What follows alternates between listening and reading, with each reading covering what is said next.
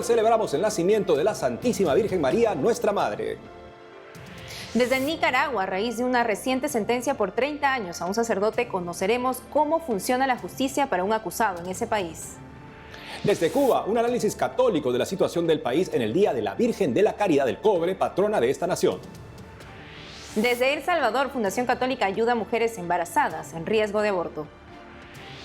Desde Perú, en el Día de la Alfabetización, conoceremos sobre la red de colegios católicos de ABC Prodeín en zonas pobres de América Latina y España. Hola Natalie, ¿qué tal? ¿Cómo estás? Hola Eddie, muy contenta. Qué bueno, y bienvenidos ustedes, amigos, a su programa de noticias con enfoque católico EWTN Noticias. Soy Eddie Rodríguez Morel. Es una alegría estar nuevamente con ustedes. Yo soy Natalie Paredes. Al día 22 de un obispo con arresto domiciliario y religiosos en una cárcel de torturas por parte de la dictadura de Daniel Ortega, tenemos más información sobre la crisis de la iglesia en Nicaragua. Me permiten darles un abrazo hermanos, si somos hermanos, ámense los unos a los otros. General, me permite dar un abrazo, general, somos hermanos. No preciso ni decir todo esto que te digo. A raíz de una reciente sentencia por 30 años a un sacerdote en Nicaragua, cabe la pregunta: ¿cómo funciona la justicia para un acusado en este país gobernado por una dictadura que persigue a la Iglesia Católica? Él es Monseñor José Leonardo Urbina durante su juicio en el Juzgado Tercero de Distrito Especializado en Violencia de Managua. Fue sentenciado el pasado 1 de septiembre a 30 años de cárcel por los supuestos delitos de abuso sexual y violación a una menor de 14 años. Era vicario episcopal de la zona de Boaco de la diócesis de Granada. Desde su exilio en los Estados Unidos, el abogado nicaragüense Yader Morazán sostiene que el proceso contra el padre Leonardo Urbina estuvo lleno de irregularidades. Hasta el 2018, Morazán fue secretario judicial de despacho del Juzgado Segundo de Distrito Especializado en Violencia de Matagalpa. El abogado Yader Morazán denunció en su cuenta de Twitter que el juicio fue a puertas cerradas. Se cambió de juez por otro que no correspondía y se le impuso un abogado del Estado. A él se le ha negado todo el acceso a una a una defensa efectiva. Ves el caso que inicialmente se hizo una audiencia a puertas cerradas donde se le impuso un abogado defensor del Estado y obviamente esta persona obedece alineamientos del gobierno.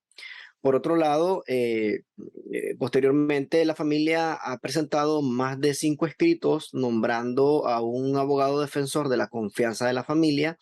Sin embargo, ha sido ignorado por el juez, ni siquiera ha hecho un pronunciamiento que por qué razón no le da lugar. Y pues al día de hoy, sin ningún tipo de conocimiento, ni siquiera para la familia, sabemos que se ha dictado una sentencia condenatoria donde se le imponen 30 años de prisión por 2 delitos, pues es la pena máxima que establece nuestra legislación bajo situaciones comunes, por 2 delitos de abuso sexual y por un delito de violación a menor de 14 años. La diócesis de Granada, a cargo de Monseñor Jorge Solórzano, expresó el 2 de septiembre su profundo dolor y sufrimiento al conocer la sentencia contra Monseñor José Leonardo Urbina. El gobierno del dictador Daniel Ortega, a través del Ministerio de Familia de Nicaragua, criticó a la diócesis de Granada en un comunicado publicado el mismo día. Los acusaron de rebeldes ante la guía pastoral del Papa Francisco. Luego la diócesis de Granada borró el comunicado. Nuestra legislación establece no solamente el derecho a apelar, sino que todos los derechos que se le han violentado. El problema aquí es que es un juicio que se está celebrando entre el contubernio del fiscal, el defensor y el juez. Aunque esta persona tenga derecho, el problema es que no hay manera de acceder a hacerle frente al proceso. La dictadura de Ortega tiene apresados a más de 5 religiosos. Ya son casi 20 días de detención en la cárcel de torturas de El Chipote, los que llevan los religiosos detenidos de la casa episcopal que estaban junto al obispo de Matagalpa, Rolando Álvarez. La persecución a la iglesia también está en África. Lo vemos en el caso de la hermana María de Kopi, 84 años de edad. Fue asesinada el pasado martes en Mozambique en un atentado terrorista perpetrado por yihadistas. La hermana María de Kopi, originaria de Vittorio Veneto, en Italia, estaba de misión en África desde 1963. Incendiaron el lugar donde sirve su misión. Ahí los religiosos acogían a desplazados que huían de los grupos terroristas islamistas. En un comunicado el último 7 de septiembre, el cardenal Matteo Zuppi, presidente de la Conferencia Episcopal Italiana, lamentó en nombre de todos los obispos italianos la muerte de María de Kopi. En una reflexión publicada hace poco en redes sociales, el sacerdote cubano, padre Alberto Reyes Pías, de la arquidiócesis de Camagüey, denunció que a la dictadura castrista no le importa la vida de los cubanos. En Cuba, el internet no está disponible como en las naciones libres. Por eso nos conectamos por teléfono con el padre Reyes Pías, quien nos dará más detalles sobre la compleja situación en la isla y cuál es la esperanza. Padre Reyes, ¿cómo es la vida de un cubano hoy? A ver, yo definiría la situación actual del cubano con estas dos palabras. Por un lado, llevamos una vida precaria. Una vida precaria porque estamos en una situación de sobrevivencia, es decir, el día entero se va en la búsqueda de lo básico para vivir. Con lo cual, toda esta otra vertiente del ser humano, de leer, de cultivarse, de rezar, de perseguir los sueños, eso se reduce mucho porque hay que vivir y hay que buscar el pan nuestro de cada día, y el pan nuestro de cada día se hace cada vez más difícil. Por un lado, esa situación de precariedad. Y por otro lado, yo pienso que vivimos en una incertidumbre. Yo creo que como pueblo, como mayoría, queremos un cambio. Lo cual, por otro lado, es lógico. Es lógico que así sea. Llevamos 63 años con un único discurso, una sola línea de pensamiento, una sola dirección. Yo pienso que cualquier pueblo del mundo que lleve 63 años con el mismo discurso querría un cambio. Pero ese cambio no llega. ¿Por qué considera que Cuba sigue siendo golpeada por el comunismo ya por más de 6 décadas? Aquí hay yo creo que una confluencia de factores. Este pueblo nunca luchó para instaurar en Cuba ni el comunismo, ni el marxismo-leninismo, ni nada de eso. Este pueblo luchó por salir de una dictadura, por recuperar la democracia, la libertad, por restituir la Constitución del 40, pero este pueblo fue engañado. Y cuando triunfa la llamada revolución, a este pueblo se le prometió el paraíso, la democracia, la libertad, la ayuda al pobre, la solidaridad, la justicia. A este pueblo se le prometió todo. Y mucha gente creyó en esto sinceramente y se montó en ese sueño. Y una vez que una persona se monta en un sueño, es difícil bajarse. Porque bajarse significa tener la humildad y pasar el mal rato consigo mismo de decir, mira, yo me equivoqué. ¿Cuál es el mensaje que Dios, a la luz de la palabra, quiere darle a los cubanos? Yo me centraría en 3 cosas. Yo creo que por un lado, Dios nos está enseñando a luchar. Cristo vino para instaurar lo que Él llama el reino de Dios. Y el reino de Dios tiene 2 pilares. Uno es conocer a Dios, amar a Dios, entregar la vida a Dios. Y lo otro es hacer el bien, y el bien mayor, y el bien al mayor número de personas posible. Con lo cual, la Iglesia no puede renunciar a una implicación social. Tal vez un error que hemos cometido a lo largo de los siglos en algún momento es reducir la fe a un espacio privado. Yo tengo fe, yo rezo, pero que mi vecino se muera de hambre, ese no es mi problema, porque lo mío es rezarle a mi Dios. Eso ha sido un problema nuestro en algún momento a lo largo de los siglos. Y en este momento a nivel mundial es algo a lo que sobre todo la izquierda nos está queriendo empujar. Es decir, muchas veces el discurso de la izquierda es: la Iglesia no tiene que meterse en política, la Iglesia no tiene que tener ninguna participación en lo social, para eso están los mecanismos del gobierno, la Iglesia, el cristiano que se meta a la Iglesia a rezar, punto, y que no salga de allí. Es verdad que la Iglesia no tiene que hacer política partidista. A la Iglesia no le toca decir vota por un partido, vota por el otro, pero la política, es decir, la polis, el cuidado de la ciudad, el desarrollo de la ciudad, eso nos toca, y nos toca por mandato evangélico. Entonces yo creo que esto es una llamada de atención del Señor de: tu Iglesia, tú cristiano, tienes que recuperar tu espacio público, tu ser bendición social. Gracias, Padre Reyes Pías, por esta entrevista telefónica. Muchísimas gracias a ustedes por la entrevista, y bueno, nos encomendamos a la Virgen de la Caridad, que la estamos celebrando precisamente ahora. Y ahora nos vamos a Centroamérica. Desde ahí nuestra corresponsal Sara Larín nos cuenta noticias de la Iglesia Católica en El Salvador, República Dominicana y Honduras. Hola amigos, los saludo desde la parroquia Los Santos Niños Inocentes, ubicada en la ciudad de San Salvador. Para iniciar con el reportaje de la información, les comento acerca del recorrido de la imagen de la Virgen Peregrina de Suyapa, patrona de Honduras. La imagen peregrina de la Virgen de Suyapa, patrona nacional de Honduras, continúa su recorrido por el territorio nacional en honor al año jubilar mariano, otorgado por el Papa Francisco, que conmemora los 275 años desde el hallazgo de la Virgen de Suyapa. El pasado 4 de septiembre, la feligresía participó de la peregrinación realizada en la diócesis de Yoro, con la esperanza de poder recibir la indulgencia plenaria y la bendición papal prometida para todos aquellos que cumplan los requisitos durante el año jubilar, que finalizará hasta el 3 de febrero del año 2023.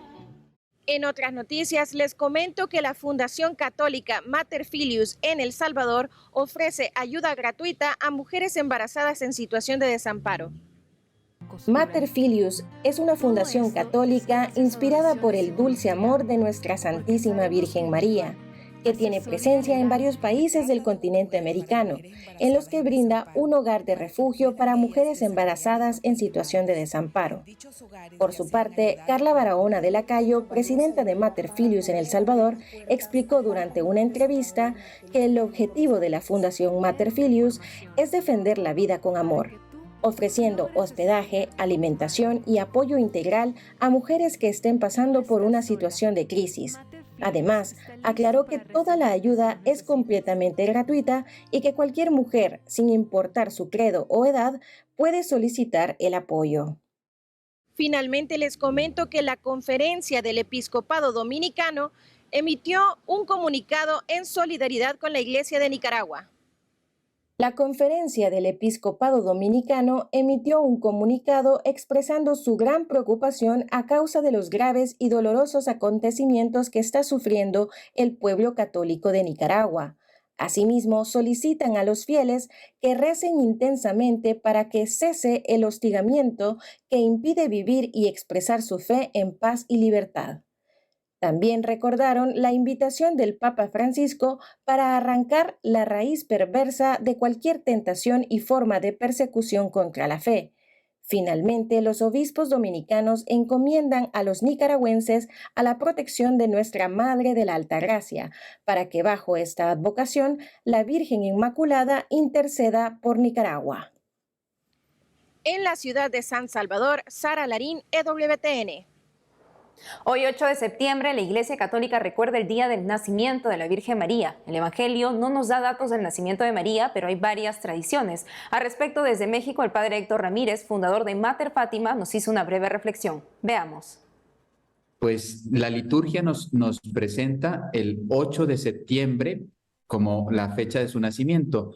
Lo más probable es que no sea exacto, pero sin embargo, pues la liturgia quiere mantener eso, así como también en el nacimiento de nuestro Señor Jesucristo celebran la encarnación, la anunciación y la encarnación de nuestro Señor el 25 de marzo y se completa el nacimiento de nuestro Señor el día del 25 de diciembre. Pues igual, el 8 de de diciembre se celebra la Inmaculada Concepción, pues 9 meses después, el 8 de septiembre, se celebra litúrgicamente el nacimiento de la Virgen María. Porque si nos damos cuenta, la Escritura no habla mucho de la Santísima Virgen María porque sabemos que la protagonista no era ella. La Escritura habla sobre todo de nuestro Señor Jesucristo, lo necesario para salvarnos. Entonces la información de la Virgen es muy escueta y ha habido evangelios apócrifos, que son evangelios que pueden contener verdades, pero no del todo, por eso no entraron en los libros canónicos aprobados por dentro de la Biblia, de la Sagrada Biblia, y de ahí se han sacado, digamos, hechos, datos que nos pueden ayudar a entender un poquito más lo que es la vida de Jesús y de la Santísima Virgen María.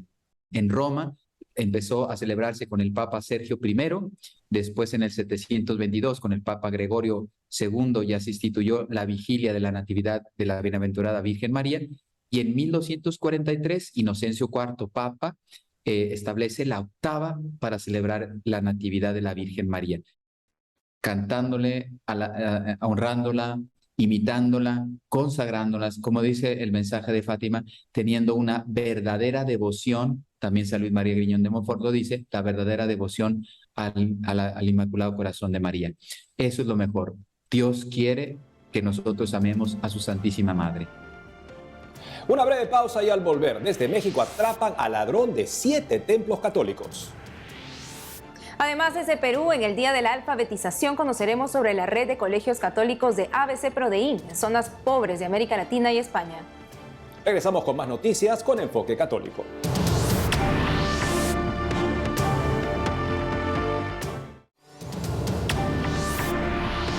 ...65 sacerdotes de distintas diócesis de México partieron a Italia para estudiar una especialización en el Colegio Mexicano en Roma. Antes de su viaje asistieron a celebrar la Santa Misa a la Basílica de Nuestra Señora de Guadalupe y encomendar esta misión de estudios por su intercesión.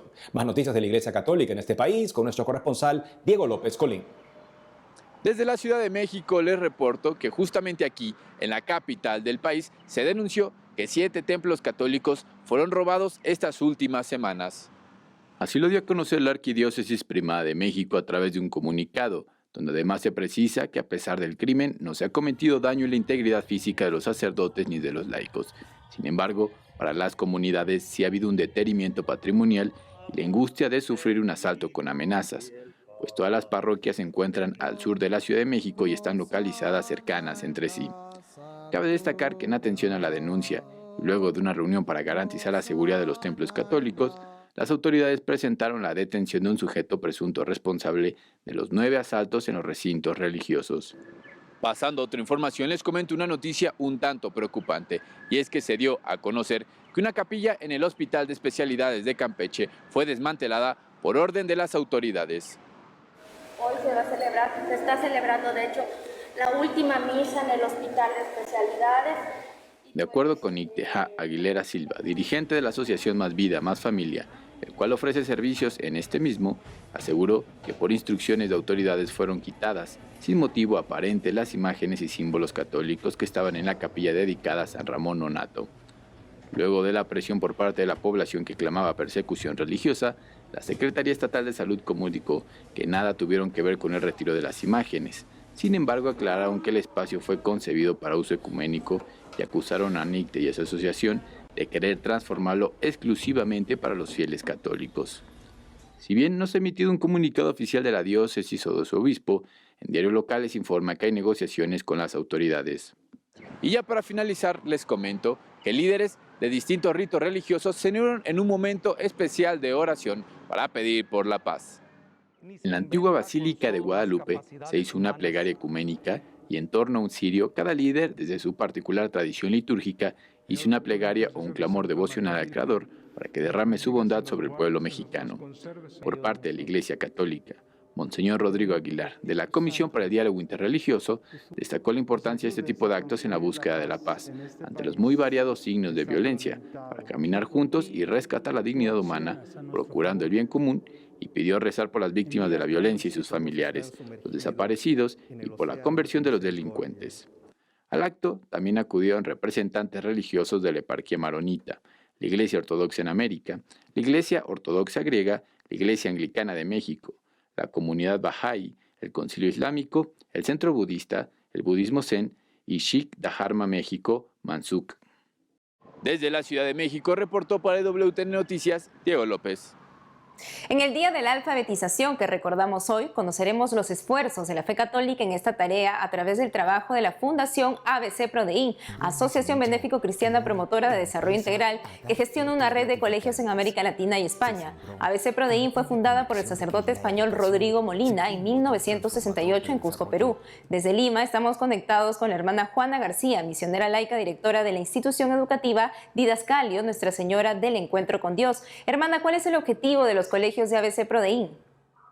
El principal objetivo es educar en la fe a través de la educación, promoviendo para la auténtica vida valores y virtudes tan importantes como son la generosidad, la solidaridad, piedad, pureza, responsabilidad, que hagan a los niños asimilar los principios y valores de la institución. ¿Por qué le llaman a sus colegios didascalios? La palabra didascalio es de origen griego, un cultismo, como designó el fundador de ABC Prodeín y del proyecto educativo, el reverendo padre Rodrigo Molina, y designa a un lugar, centro de estudios, donde se promueve un crecimiento humano, académico y espiritual. ¿En qué países se encuentran? Estamos trabajando en este momento en España, Argentina, Brasil, Chile, Perú, Colombia, Venezuela y República de Santo Domingo. Hermana, cuéntenos un poco cómo son las zonas de esos países en donde instalan los colegios. Bueno, pues hay diferentes realidades, pero un común denominador están ubicados en el extrarradio de importantes ciudades como es Brasilia, en una comunidad que es la estructural, sobre un basural que fue en su día, y ahí pues hubo un asentamiento humano donde no había quien atendiese en su momento a los niños, y ABC Prodeín se hizo presente. Por ejemplo, pues en Bogotá se encuentran, en Ciudad Bolívar, el Didascalio Nuestra Señora de la Esperanza. Otras realidades en Medellín, el Didascalio Hermana Josefina Serrano, en una zona apartada que en su día pues fue zona de conflicto con la guerrilla y demás, pero ahora pues ya gracias a Dios la situación ha cambiado.